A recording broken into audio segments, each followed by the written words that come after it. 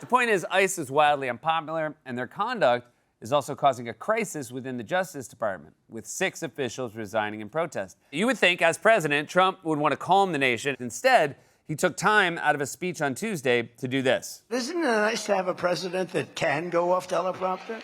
Remember the speeches Joe would make? First of all, they'd last a matter of seconds, you know. Thank you very much. You ever notice Joe would always cough before a speech? State of the Union, he gets,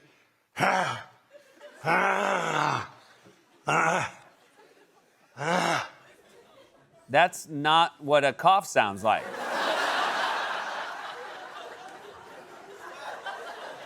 You sound like an ICE agent trying to do a sit-up, or maybe just one taking an open book test.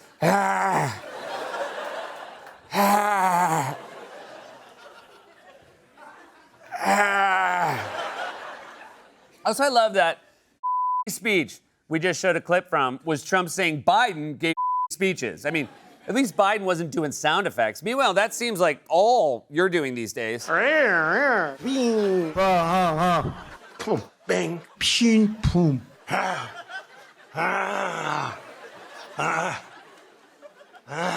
Yeah.